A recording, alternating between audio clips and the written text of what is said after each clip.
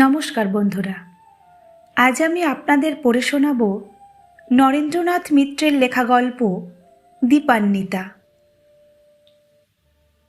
ভারী অপ্রস্তুত হয়ে পড়ল অরুণা। লজ্জার আর সীমা নেই। দাদার বন্ধুর হাতে চায়ের কাপটি সবেমাত্র দিয়েছে, সঙ্গে সঙ্গে সমস্ত আলো নিভে সারা বাড়িটা একেবারে অন্ধকার হয়ে পড়ল। আর সেই অন্ধকারে অসাবধানে বীরেনের আঙুলের সঙ্গে অরুণার আঙুলগুলি একেবারে ছোঁয়াছুঁয়ি হয়ে গেল। সেই মুহূর্তে অবশ্য হাতটা সরিয়ে নিয়ে এলো অরুণা, কিন্তু মনে হলো আর একজনের হাতের স্পর্শটুকু তার সমস্ত আঙুলের সঙ্গে যেন জড়িয়ে আছে। আর কেবল কি আঙুলে? অরুণা সেখানে আর না দাঁড়িয়ে ঘরের মধ্যে চলে গেল। বন্ধুর পাশে বসে শিশিরও চা খাচ্ছিল। বোনকে ডেকে নির্বিকারভাবে বলল, রুনি, ঘর থেকে তাড়াতাড়ি হ্যারিকেনটা জেলে আনতো। বীরেন অন্ধকারেই চায়ের কাপে একটু চুমুক দিয়ে বলল, ব্যাপার কি? হঠাৎ কারেন্ট বন্ধ হয়ে গেল যে? জানালা দিয়ে একটু তাকিয়ে বলল, সামনের বাড়িটাই তো দিব্যি আলো জ্বলছে। তোমার মেইনে কোনো গোলমাল আছে নাকি? শিশির বলল, আর ভাই বলো কেন, এ বাড়িতে আসা অবধি এই বৈদ্যুতিক বিভ্রাট চলছে। অন্তত 15-20 টাকাও কি খরচ করিনি ইলেকট্রিক মিস্ত্রির পেছনে? টুকটাক কি করে দিয়ে যাই, 2 দিন ভালো চলে, ব্যাস, তারপর আবার যাতাই। আমি অনেক লোক দেখেছি, কিন্তু এই ইলেকট্রিক মিস্ত্রিগুলোর মতো এমন ফাঁকিবাজ আর দেখিনি। বীরেন আর একবার চায়ের কাপে চুমুক দিতে দিতে বলল, যা বলেছ। শিশির আর একবার হাঁক দিল, কই কনি, হ্যারিকেনটা দিয়ে গেলি না? কিন্তু হ্যারিকেনের বদলে অরুণা 2 পয়সা দামের ছোট্ট একটি মোমবাতি জেলে নিয়ে এলো। শিশির বলল, ওটা আর কতক্ষণ জ্বলবে? কেন, হ্যারিকেনটা কি হলো? অরুণা মুখ নিচু করে মৃদুস্বরে বলল, হ্যারিকেনে তেল ভরা নেই দাদা।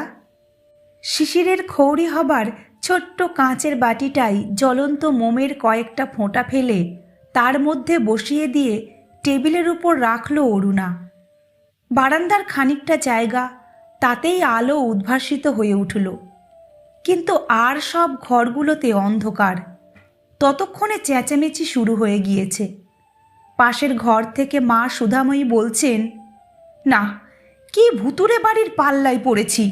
ও রুনি, এ ঘরে তোরা একটা আলো টালো কিছু দিবি, নাকি অন্ধকারে থাকবো?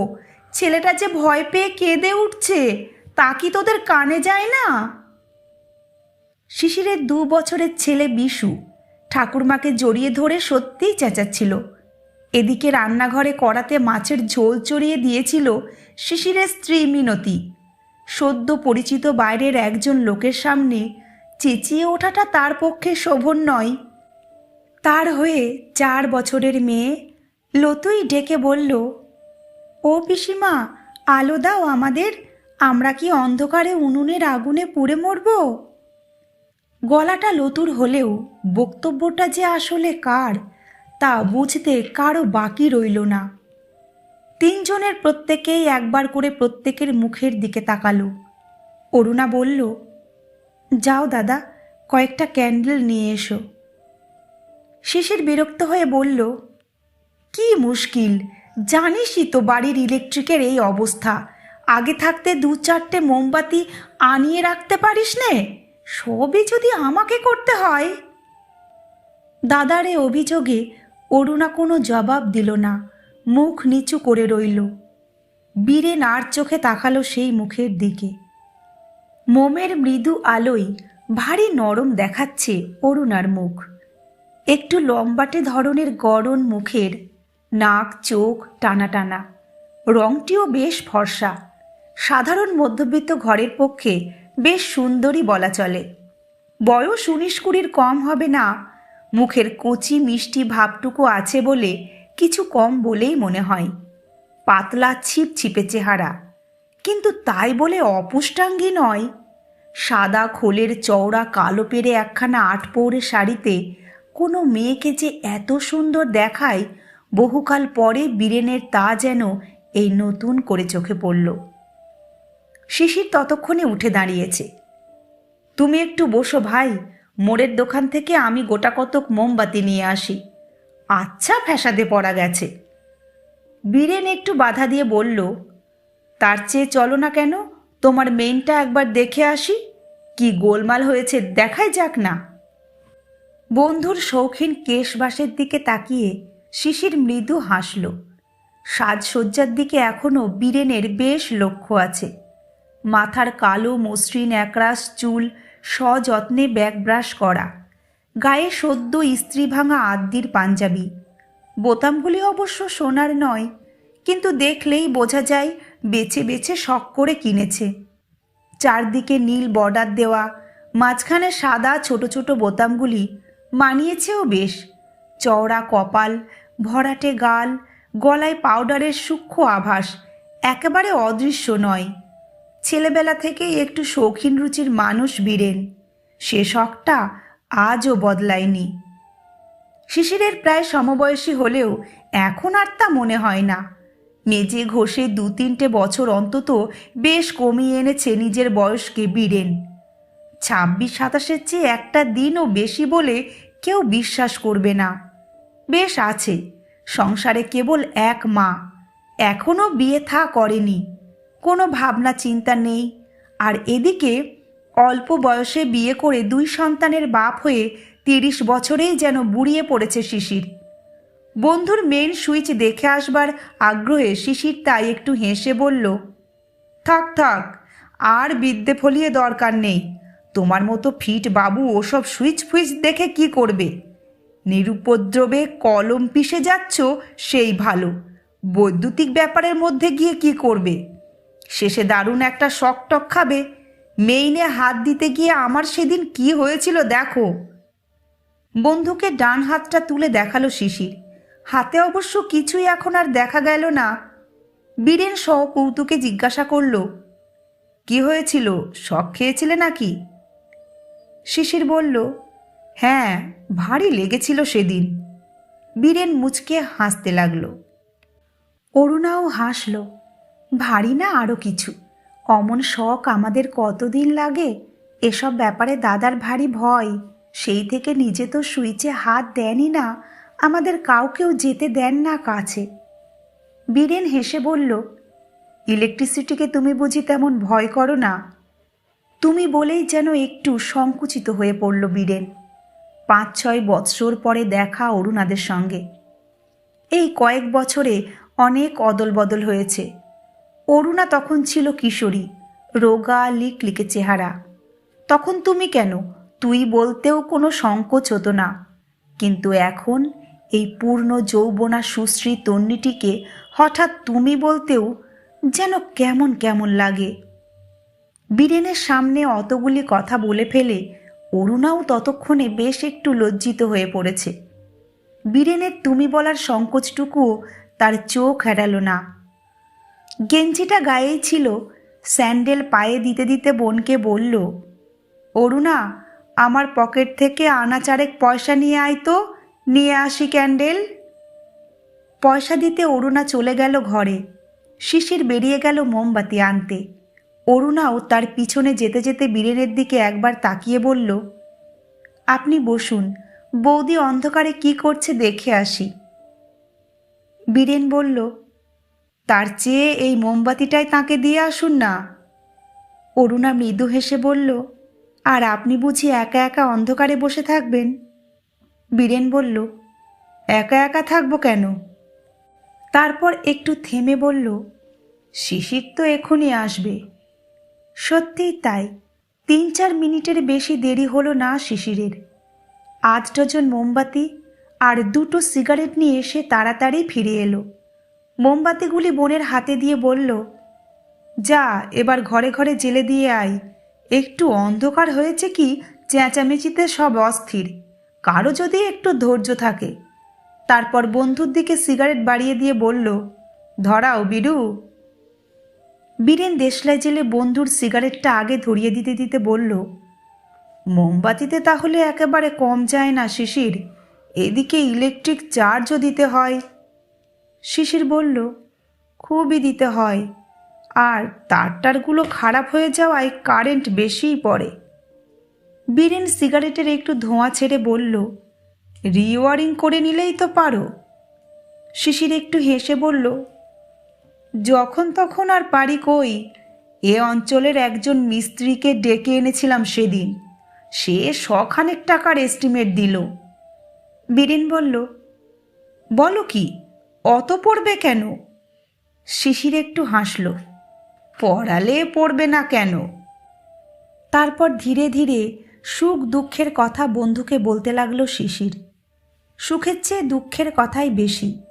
বেলেঘাটার এই শহরতলিতে 3খানা ঘরওয়ালা পুরনো এই একতলা বাড়িটুকুর বাসিন্দা হওয়ার সৌভাগ্য অর্জন করতে কম বেগ পেতে হয়নি। বাড়িওয়ালা থাকেন টালিগঞ্জে, নিতান্তই পিতৃবন্ধু বলে নামমাত্র 300 টাকা সেলামিতে আর 55 টাকা ভাড়ায় আরও অনেক প্রার্থীকে মনক্ষুণ্ণ করে শিশিরকে তিনি বাড়িখানা ছেড়ে দিয়েছেন।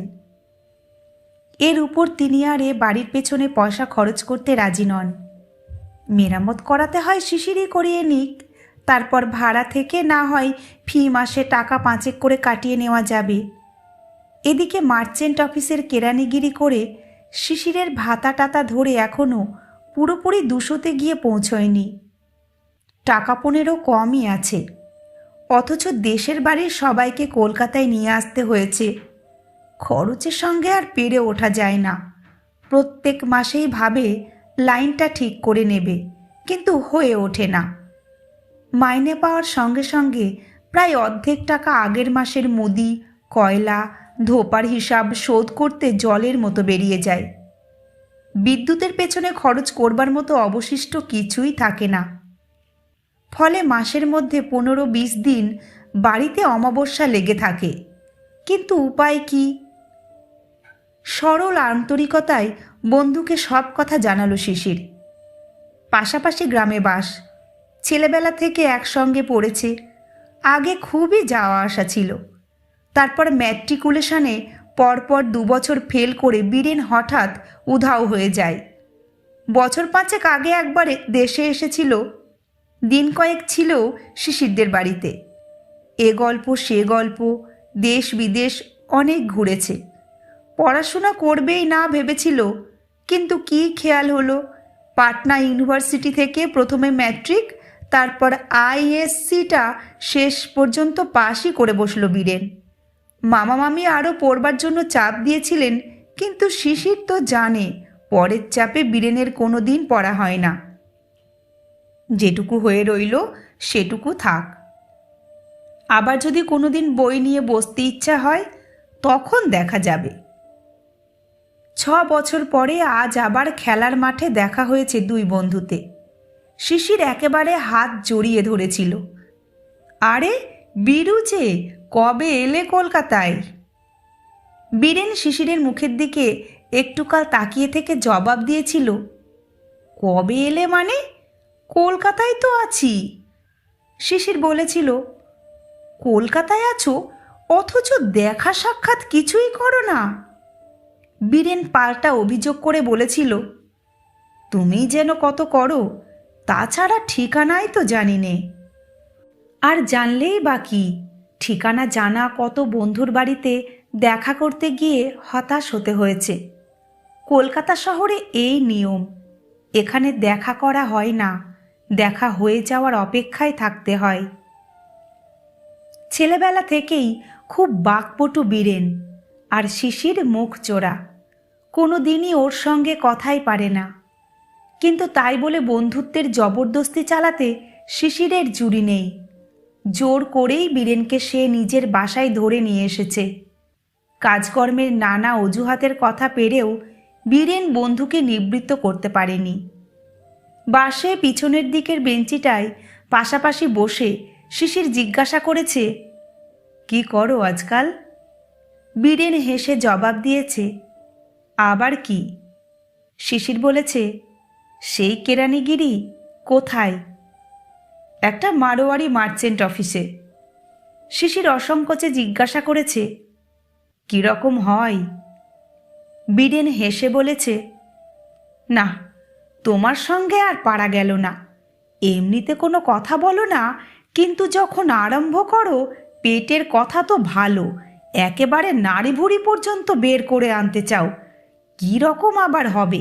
দিনকালের যা অবস্থা, তাতে আমাদের মতো লোকের কোনো রকম ছাড়া অন্য কোনো রকম আছে নাকি? শিশির একটু অপ্রতিভ হয়ে চুপ করেছিল, কিন্তু যেভাবে সেজেগুজে বীরেন বেরিয়েছে তাতে খুব খারাপ আছে বলে মনে হয় না। বিদায় নেওয়ার সময় আর একবার ইলেকট্রিক লাইটের কথা উঠল। শিশির বলল, সস্তায় করে দিতে পারে জানাশোনা এমন মিস্ত্রি আছে নাকি কেউ? বীরেন একটুকাল চুপ করে থেকে হেসে বলল, মিস্ত্রির অভাব কি? কিন্তু কোনো মিস্ত্রিতে তোমার বিশ্বাস নেই। এক কাজ করো না, যদি বলো কাল সকাল থেকে আমিই লেগে যাই তোমার বাড়ির লাইট ফিট করতে। শিশির বলল, বলো কি তুমি? শিশিরের স্ত্রী মিনতিও রান্না শেষ করে ততক্ষণে উঠে এসেছিল। হেসে বলল, আপনি লাইট ফিট করবেন? তবেই হয়েছে। বন্ধুর মতো আঙুলে বড়ি কম্প্রেস করে আপনাকেও তাহলে দিন তিনেক শুয়ে থাকতে হবে। অরুণা বৌদির দিকে ফিরে বলল, উনি না হয় দিন তিনেক শুয়ে কাটালেন, আমাদের কদিন অন্ধকারে কাটাতে হবে তার বোধহয় ঠিক নেই বৌদি। মনে আছে দাদার মিস্ত্রিগিরির কথা? মেইনটাকে এমনভাবে বিগড়ে দিয়েছিল যে যদি বা এক আধটু জ্বলতো, দাদার হাত লেগে তাও বন্ধ হলো। ওর হাতের ছোঁয়া লাগলে বিদ্যুৎ নিশ্চয়ই একেবারে মেঘের কোলে লুকোবে। বীরেন অরুণার দিকে তাকিয়ে একটু হাসল। তাই নাকি? আমার হাতের ছোঁয়ায় বিদ্যুৎ জ্বলবে না নিভবে তা তুমি জানলে কি করে? আরক্ত মুখে অরুণা তাড়াতাড়ি চোখ ফিরিয়ে নিল। বন্ধুর বোনের সেই লজ্জাটুকু উপভোগ করতে করতে বীরেন বন্ধুর দিকে তাকিয়ে বলল, কিন্তু তুমি একেবারে মাটি করে রেখেছ শিশির। তোমার উপর এদের আর কোনো আস্থা নেই, আর তোমার বন্ধু বলে আমিও এদের অনাস্থা ভাজন হয়েছি। আচ্ছা, ফলেনও পড়িছি ওতে, কালই দেখা যাবে। কিন্তু গোটা 40 টাকা দিতে হবে যে শিশির। শিশির বলল, টাকা? টাকা দিয়ে কি করবে? বীরেন হেসে বলল, নিয়ে পালাবো আর কি। মানে রিওয়ারিং করতে হলে তোমার কয়েলখানে খেনলিক কেবল লাগবে, গোটা 5-6 সুইচ, প্লাগ পয়েন্ট, হোল্ডার সবই তো দরকার হবে। টাকা 40-এর মধ্যে আশা করি সব কুলিয়ে যাবে। তারপর তোমার আর একটা পয়সা খরচ লাগবে না। শিশির বিস্মিত হয়ে বলল, তা না হয় লাগলো, কিন্তু সত্যি সত্যি তুমি পারবে তো? মিস্ত্রিগিরির তুমি জানো কি? বীরেন বলল, আহা, বিয়ে না করলেও বরযাত্রী তো বহুবার গেছি। পুঁথিগত বিদ্যা কিছু কিছু আছে এ সম্বন্ধে। একবার ইলেকট্রো ইঞ্জিনিয়ারিং পড়বার খেয়াল হয়েছিল। একবার এক্সপেরিমেন্ট করে দেখোই না আমাকে দিয়ে, টাকা জলে যাবে না তোমার। অরুণা শিশিরকে ইঙ্গিতে আড়ালে ডেকে নিয়ে গিয়ে বলল, দাদা শোনো, উনি যখন বলছেন অত করে, দিয়ে দাও টাকাটা। আসলে নিজে তো আর একা আসবেন না, একজন মিস্ত্রি টিস্ত্রি নিশ্চয় সঙ্গে করে আনবেন। তোমার সঙ্গে তামাশা করছেন। শিশির বলল, কিন্তু এখন অত টাকা পাবো কোথায়?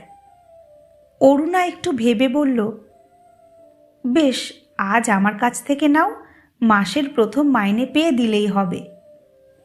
পাড়ার গুটি দুই ছোট ছোট মেয়েকে মাস চারেক অরুণা পড়িয়েছিল, সেই বাবদ গোটা 50 টাকা তার হাতে জমেছে। দাদার অর্থ সংকটের কথা উঠলেই সেই টাকাটা সে ধার দিতে চায়। শিশির প্রায়ই ঠাট্টা করে বলে, রাজার নেই যে ধন, টুনির আছে সেই ধন। কিন্তু আজ বোনের দিকে তাকিয়ে একটু মুচকি হাসল শিশির। বলল, আচ্ছা দে টাকাটা। শিশিরের বুঝতে বাকি নেই অরুণা এই ছলে বীরেনকে কাল আবার বাসায় আনতে চায়। আনাক, শিশিরেরও অমত নেই তাতে। পুরনো বন্ধু বীরেন চক্রবর্তী শিশিরের চেয়ে বয়সে বোধ হয় বছর 2 ছোটই হবে। দেখতে আরও ছোট মনে হয়। চেহারা দেখে বছর 25-এর বেশি কেউ বলতে পারবে না। তাছাড়া রুনির বয়সও তো কম হলো না। পাত্রের চেয়ে পাত্রীর বয়সের কিছু ব্যবধান থাকাই ভালো। শিশিররা চাটুজ্জে, বীরেন কুলীন নয় বলে মার হয়তো একটু আপত্তি হবে, বুঝিয়ে শুনিয়ে ঠিক করলেই চলবে। আজকাল অত দেখলে চলে না। কই কুলীনের সম্বন্ধ তো অনেকই এলো, কোনোটাই তো ঠিক দরে পড়ল না। তাদের তুলনায় দেখতে শুনতে বীরেন চক্রবর্তী ঢের ভালো। পরদিন রিকশায় মালপত্র চাপিয়ে সত্যি এসে হাজির হলো বীরেন। পাঞ্জাবির বদলে গায়ে আজ একটা শার্ট চাপিয়ে এসেছে। তাতে আরও স্মার্ট দেখাচ্ছে তাকে, আরও যেন একটু ছোকরা ছোকরা। শিশির বলল, ফর নাথিং, তোমার অফিস কামাই হবে। বীরেন অরুণার দিকে তাকিয়ে চোখ ফিরিয়ে নিয়ে বন্ধুকে বলল, একেবারে ফর নাথিং হবে কেন? তাছাড়া মাঝে মাঝে অফিস কামাই করা আমার অভ্যাস আছে। রোজ রোজ গাধার খাটুনি খাটতে ভালো লাগে। শিশিরের মনে পড়ল ছেলেবেলায় স্কুল পালাতেও বীরেনের জুড়ি ছিল না, আর এ ধরনের বেগার কাজে তার অবাল্যের উৎসাহ। একবার গোপাল ঘরামির সঙ্গে সঙ্গে থেকে শিশিরদের ছনের আটচালাটাকে ছেয়ে দিয়েছিল বীরেন। ছুতোর বাড়িতে ওকে নৌকা গড়বার কাছে সাহায্য করতেও দেখা গেছে। ওর সাধ্যেরও সীমা নেই, সাধেরও সীমা নেই। শিশির বলল, আমি কিন্তু ভাই থাকতে পারবো না, জরুরি কাজ আছে অফিসে। বীরেন বলল, তোমাকে থাকতে বলেছে কে? শিশির মনে মনে হাসল। তা তো বটেই, কেবল শিশির কেন, বাড়িশুদ্ধ লোক বেরিয়ে গেলে বীরেন আর অরুণার সুবিধা হয়। বন্ধুর উপর অরুণার পক্ষপাতিত্বের কথা ইতিমধ্যেই মিনতির মারফত কানে গেছে শিশিরের। শিশির অফিসে যাওয়ার আগেই অবশ্য কাজ শুরু করে দিল বীরেন। 13-14 বছরের একটি ছোকরাকে এনেছে সঙ্গে, নাম কানাই, ভারী চালাক চতুর। শিশির বলল, ওকে আবার কোত্থেকে জোটালে? বীরেন বলল, জোটালাম, আমাদের পাড়ারই এক ইলেকট্রিক মিস্ত্রির ছেলে। মিস্ত্রিকে আর আনলাম না, চার্জ অনেক বেশি, তার চেয়ে দেখি নিজেরাই খেটে খুঁটে কি করা যায়। খেয়ে দিয়ে শিশির অফিসে বেরিয়ে গেল। বীরেন পুরনো তারগুলি খুলে ফেলতে লাগলো একটা একটা করে। Screwdriver, cutting plus, drill machine, ছুরি, ছোট্ট হাত করাত, দেখা গেল সব সরঞ্জামই আছে কানাইয়ের ঝোলায়। কেবল পাশের বাসা থেকে মই একটা জোগাড় করে দিতে হলো অরুণাকে, আর মাঝে মাঝে চা। শার্ট খুলে ফেলেছে বীরেন, কাপড় গুটিয়ে নিয়েছে মাল কোচা করে। গায়ে শুধু একটা সাধারণ সাদা গেঞ্জি। গলার নিচে রোমশ বুকের আভাস চোখে পড়ে। ঘুরে ঘুরে বারবার মইয়ের নিচে এসে দাঁড়াতে লাগলো অরুণা। কোনোবার চা, কোনোবার পান, কোনোবার বা শুধু হাতে। সাধারণ একটা গেঞ্জি গায়েও অদ্ভুত সুন্দর দেখাচ্ছে বীরেনকে। বারবার দেখেও যেন স্বাদ মেটে না। মিনতি তেমন আলাপি নয়, তাছাড়া লজ্জাও একটু বেশি। ফাই ফরমাস অরুণাকেই প্রায় সর্বদা খাটতে হলো। এদিকে বীরেনেরও ডাকাডাকির বিরাম নেই। জলচৌকিটা চাই, হাতুড়ি আছে নাকি বাড়িতে? বসবার ঘরের পয়েন্টটা যেখানে আছে সেখানেই থাকবে, না একটু পূবের দিকে সরিয়ে দিতে হবে বলে যা করুণা। মিনতি ছেলেকে ঘুম পাড়াতে পাড়াতে হেসে বলল, যাও ঠাকুরজি, বলে এসো। হাসির ধরনটা ভালো নয় বৌদির। অরুণা চটে উঠে বলল, আমি যেতে পারবো না, তুমি যাও। মিনতি আবার একটু হেসে বলল, আহা, আমি গেলে কি আর আলো জ্বলবে? অরুণা আরও রাগ করল।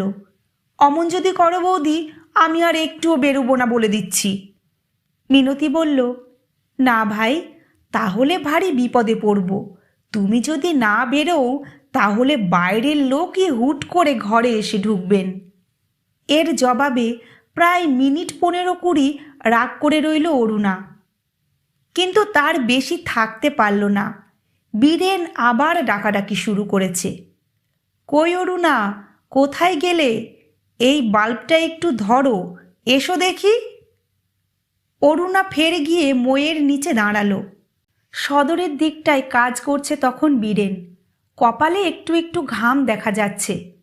অরুণা বলল, ব্যাপার কি? মইয়ের উপর থেকে বীরেন বলল, এই বাল্বটা একটু ধরো। অরুণা বলল, কেন, আপনার সেই কানাই গেল কোথায়? বীরেন হেসে বলল, কানাই নেই, তাকে পাঠিয়ে দিয়েছি। ও মা, তাকে আবার কোথায় পাঠালেন দুপুরে? আপনারা দুজনেই তো খাবেন এখানে। বীরেন বলল, তাকে বিড়ি আনতে পাঠিয়েছি। অরুণা বলল, ছি, বিড়ি খান বুঝি? কেন, আমাকে বললেই তো পারতেন, আমার কাছে টাকা ছিল, সিগারেট আনিয়ে দিতাম। বীরেন বলল, আচ্ছা, জানা রইল, সিগারেট চাইলে তোমার কাছে পাওয়া যাবে, পরে দিও আনিয়ে, এবার ধরো দেখি বাল্বটা। অরুণা কৃত্রিম শঙ্কায় বলল, না না, এত উঁচু থেকে ধরতে পারবো না। মৃদু হেসে বীরেন 2-3 ধাপ নিচে নেমে এলো, বলল, এখন পারবে তো? পাছে এতেও না পারে, নিচু হয়ে বাল্বটা অরুণার হাতের মধ্যে গুজে দিল বীরেন। বাল্বে কারেন্ট ছিল না, তবু সমস্ত শরীরের ভিতর দিয়ে যেন বিদ্যুৎ প্রবাহ বয়ে গেল অরুণার। দুপুরবেলায় মেঝেই ফুলতোলা আসন পেতে ঠাঁই করে মিনতি বড় একখানা ভাতের থালা এনে সামনে ধরে দিল। 2-3 রকমের ডাল তরকারি, ইলিশ মাছের ঝোল, টক, শেষে দই আর 2টো সন্দেশ। ভিন্ন জাত আর জাত মিস্ত্রির ছেলে বলে কানাইকে দেওয়া হলো বারান্দায়, ব্যবস্থাটাও একটু ভিন্ন রকমের হলো।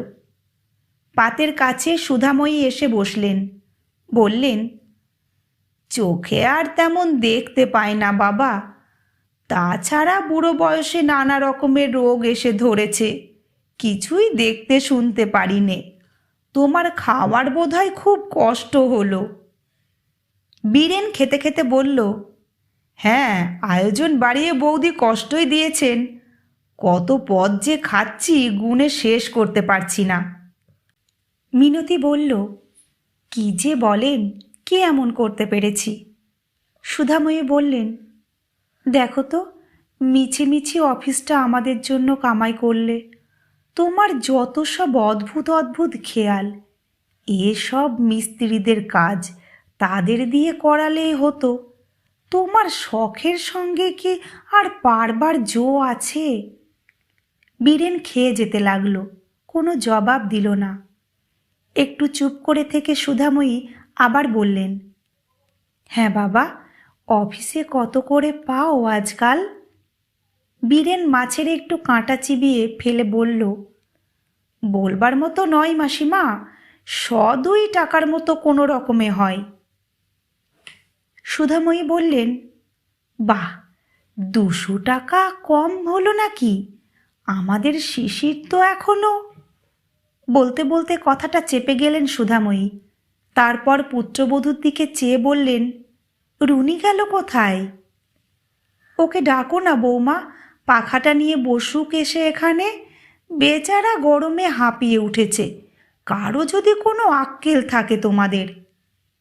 অরুণা নিজের ঘরে তক্তপোষের ওপর পা ঝুলিয়ে চুপ করে বসেছিল। মিনতি এসে বলল, যাও ঠাকুরঝি, ও ঘরে ডাক পড়েছে তোমার, পাখা নিয়ে বাতাস করো গে, যাও। অরুণা বলল, আমাকে আবার কেন, তোমরাই তো আছো। মিনতি জবাব দিল, ও, আমরা আছি বলেই তুমি বুঝি যেতে পারছো না? খাওয়া দাওয়ার পর ঘণ্টাখানেক বিশ্রাম করে ফের কাজ শুরু করল বীরেন। 5 মাস খাটতে কানাই বারবার বাইরে যেতে লাগলো, আর তার জায়গায় যোগান দেওয়ার জন্য বারবার ডাক পড়ল অরুণার। অরুণা কৃত্রিম বিরক্তিতে ভ্রু কুঞ্চিত করে বলল, ভালো মুশকিল, দিনভর কি আপনার সাকরেদি করব? আমার নিজের কোনো কাজকর্ম নেই বুঝি? বীরেন হেসে বলল, ও, তোমার নিজের কাজ, গা ধোয়া আর চুল বাঁধা তো, তার জন্য ঠিক সময়ে ছুটি দেব, ভেবো না। অরুণা বলল, অমন যদি করেন তাহলে আমি আর ডাকলেও আসবো না। কিন্তু বিকালের দিকে চুল বেঁধে চাঁপা ফুলের রঙের শাড়ি পরে না ডাকতেই এলো অরুণা। এসে জিজ্ঞাসা করল, তারপর মিস্ত্রি সাহেব, আজ সন্ধ্যায় আলো জ্বলবে তো? একটা দিনের ঘনিষ্ঠতায় দাদার বন্ধু কখন যে তার নিজের বন্ধু হয়ে উঠেছে নিজেও টের পায়নি। বীরেনও জবাব দিল, সন্ধ্যা পর্যন্ত অপেক্ষা করতে হবে কেন? আলো তো আমার সামনে এখনই জ্বলে উঠল। ইঙ্গিতটা বুঝতে পেরে লজ্জায় একটুকাল চুপ করে রইল অরুণা। তারপর যেতে যেতে বলল, ইস, আপনি যদি আলো জ্বালাতে পারেন, আমি বা কি বলেছি? বীরেন মৃদুস্বরে বলল, আগুন জ্বালাতে কিন্তু এখনই পেরেছি। বিদ্যুৎ দ্বীপ সে সন্ধ্যায় অবশ্য জ্বলল না। তার পরদিনও অফিস কামাই করে বন্ধুর বাসায় শখের মিস্ত্রিগিরি করতে এলো বীরেন। অফিসে বেরোবার সময় আজও বন্ধুকে একটু তিরস্কার করে গেল শিশির। আচ্ছা পাগল তুমি, যা হোক, মিস্ত্রি টিস্ত্রি একজন কাউকে ডেকে আনলেই হতো, না হয় 5-10 টাকা নিতই। কিন্তু তিরস্কারের মধ্যে প্রশ্রয়ের সুর মিশে রইল 15 আনা। তারপর দিনভর বীরেন বাড়ির ঘরে ঘরে নতুন তার বসালো, সুইচ বসালো, টেস্ট বাল্বে পরীক্ষা করে নিয়ে বাল্বগুলি ফিট করে দিল। শিশিরের ঘরে একটা টেবিল ল্যাম্প করে দিল বীরেন, আর অরুণার ঘরে বাড়তি একটা নীল রঙের বেড সুইচ। টিপবার সঙ্গে সঙ্গেই সমস্ত ঘর আলোয় উদ্ভাসিত হয়ে উঠল। বীরেন হেসে বলল, কেমন, খুশি তো? অরুণা হাসি মুখে চুপ করে রইল। বীরেন বলল, এবার আমার পুরস্কার? অরুণা হেসে বলল, পুরস্কার? দাঁড়ান, সার্টিফিকেট লিখে দিচ্ছি, আপনি জাত মিস্ত্রির চেয়েও সেরা। কাগজ কলম নিয়ে সত্যিই কি যেন লিখতে যাচ্ছিল অরুণা। বীরেন সেটা কেড়ে নিতে নিতে বলল, থাক থাক, সার্টিফিকেট তোমাকে আর লিখতে হবে না। কাগজটুকু শুদ্ধ নরম মুঠিটুকু একটুকাল নিজের হাতের মধ্যে চেপে ধরল বীরেন। মুঠি তো নয়, যেন এক মুঠো ফুল। অরুণা সঙ্গে সঙ্গে অবশ্য হাতখানা ছাড়িয়ে নিল না, রুদ্ধশ্বাসে চুপ করে রইল। তারপর বাইরে জুতোর শব্দ শোনা যেতেই চকিত হয়ে হাত ছাড়িয়ে নিল অরুণা। মৃদুস্বরে বলল, ছাড়ুন, দাদা আসছে। দেখে শুনে শিশিরও খুব খুশি হলো। একে একে সমস্ত সুইচ অন করে দিল শিশির। সারা বাড়িটা ঝলমল করে উঠল আলোয়। শিশির তাকিয়ে দেখল বাড়ির চেয়েও যেন বেশি ঝলমল করছে অরুণার মুখ। নৈশভোজের পর বন্ধুকে বাসে তুলে দিতে এলো শিশির। বলল, আবার কবে আসছো? বীরেন জবাব দিতে না দিতে বাস ছেড়ে দিল। দিন তিনেক পর সিনেমার একটা পাস নিয়ে এলো শিশির। বক্সে 4 জনের পাস, সপরিবারে দেখবার ব্যবস্থা আছে। সাহিত্যিক বন্ধুর বই যিনি তুলেছেন সেই পরিচালকও শিশিরের বন্ধু। তাদের যৌথ সৌজন্যে একেবারে বক্সের পাস মিলেছে। ছেলে মেয়েদের মার জিম্মায় রেখে স্ত্রী আর বোনকে নিয়ে বেরিয়ে পড়ল শিশির। বলল, চলো বীরেনকে এই সঙ্গে ধরে আনা যাক। মিনতি হেসে বলল, সেই ভালো, তিনিও ধরা দেওয়ার অপেক্ষায় আছেন। আমি ভেবেছিলাম সামনের রবিবার তাকে খেতে বলবো, তারপর মা বলবেন অন্য সব কথা, তার আগেই তুমি পাস নিয়ে এলে। শিশির বলল, মন্দ কি, কিন্তু বীরেনের ঠিকানা আমি তো জিজ্ঞাসা করে রাখিনি। মিনতি বলল, ঠিকানার জন্য ভাবনা কি, ঠিকানা ঠিক লোকের কাছে আছে। ঠাকুরজি, বলো দেখি। আমাকে কেবল বাগবাজারের কথা বলেছিলেন, গলির নাম আর নম্বরটা কি যেন? অরুণা লজ্জিত ভঙ্গিতে বলল, নম্বর জানি নে, অনেকবার জিজ্ঞাসা করতে করতে গলির নাম একবার বলেছিলেন, কাঁটাপুকুর লেন। শিশির অসন্তুষ্ট ভঙ্গি বলল, আচ্ছা মানুষ তোরা, পুরো ঠিকানাটা টুকে রাখবি তা নয়। যাক, ওতেই হবে। গলিতে ঢুকে নাম আর চেহারার বর্ণনা দিলে নিশ্চয়ই খুঁজে বের করা শক্ত হবে না। চল। দুবার বাস বদল করে বাগবাজারের মোড়ে নেমে 3 জনে খানিকটা পথ হেঁটে গিয়ে উপস্থিত হলো কাঁটাপুকুর লেনে। যাকে সামনে দেখল তাকেই জিজ্ঞাসা করতে লাগলো শিশির। বীরেন্দ্রনাথ চক্রবর্তী, ভারত ইন্স্যুরেন্সে কাজ করেন, চেনেন? এই গলিতেই থাকেন তিনি। বাড়ির নম্বরটা বলতে পারেন কেউ আপনারা? কেউ পারে না। চেহারা টেহারার বর্ণনা দেওয়ায় চোয়াল ভাঙা, ঘাড় চাঁচা বকাটে ধরনের একটি ছেলে হঠাৎ বলে উঠল, ও, বিরুদাকে খুঁজছেন? ওই বস্তির ভিতরে থাকেন তিনি। স্যাঁতসেঁতে মেটে বস্তি, দিনের আলো সেখানে ঢোকে না, রাত্রির দ্বীপ এখনও জ্বালা হয়নি। একটি তালাবন্ধ ঘরের দিকে ছেলেটি আঙুল বাড়িয়ে দিল। ওই ঘরে থাকেন, বোধহয় কাজে টাজে কোথাও বেরিয়েছেন। শিশির বলল, আজ আবার কাজ কোথায়, আজ তো পাবলিক হলিডে। অরুণা বলল, অসম্ভব, এসব জায়গায় তিনি থাকতেই পারেন না। বস্তিবাড়ি থেকে বেরিয়ে সবাই ফের পথে নেমেছে। কানাইয়ের সঙ্গে দেখা হয়ে গেল। একটা স্ক্রুড্রাইভার নিয়ে সে উত্তরের দিকে ছুটতে ছুটতে যাচ্ছে। অরুণাই থামালো তাকে। আরে শোনো শোনো, বীরেনবাবু থাকেন কোথায় জানো? তার বাসা কোথায়? কানাই থেমে দাঁড়িয়ে সবাইকে একবার দেখে নিয়ে বলল, বাসা? বাসায় তো তাকে পাবেন না।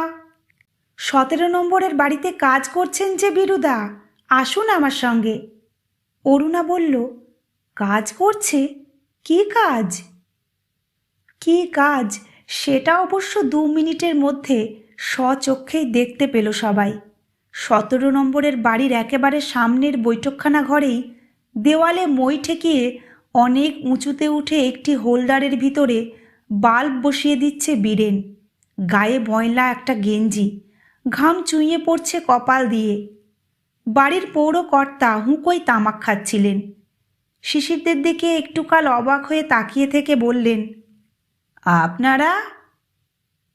শিশিরদের হয়ে কানাই জবাব দিল, আজ্ঞে ওরা মিস্ত্রিমশাইয়ের কাছে এসেছেন, বাসায় না পেয়ে। কুঞ্জবাবু একটু হেসে বললেন, ও, আপনাদেরও লাইট বিগড়েছে বুঝি? কিন্তু আজ তো ওকে ছাড়তে পারবো না, কালও না। ও বীরু মিস্ত্রি, দেখো কারা খুঁজতে এসেছেন তোমাকে। বীরেন সামনের দিকে একবার তাকিয়ে মুহূর্তকাল স্তব্ধ হয়ে থেকে পিছন ফিরে ফের নিজের কাজে মন দিল। কুঞ্জবাবু জিজ্ঞাসা করলেন, আজ অন্তত গোটা 2 বাল্ব জ্বলবে তো মিস্ত্রি? বীরেনের জবাবের জন্য অপেক্ষা না করে, কোনো কথা না বলে শিশির, মিনতি আর অরুণা 3 জনে ফের রাস্তায় নামল। দুদিকের বাড়িগুলিতে তখন বৈদ্যুতিক বাতি জ্বলে উঠেছে। গল্পটি এখানেই শেষ হলো। গল্প পাঠ কেমন লাগলো কমেন্ট করে অবশ্যই জানাবেন। গল্প পাঠ যদি ভালো লেগে থাকে তবে গল্পের শেষে ভিডিওটিতে একটি লাইক দেওয়ার অনুরোধ রইল এবং সেই সঙ্গে অনুরোধ রইল চ্যানেলটিকে সাবস্ক্রাইব করার, ভিন্ন ভিন্ন স্বাদের অডিও স্টোরি শোনার জন্য। ফিরে আসছি খুব শীঘ্র নতুন আর একটি গল্প নিয়ে। ততক্ষণ সবাই সুস্থ থাকবেন, ভালো থাকবেন। নমস্কার।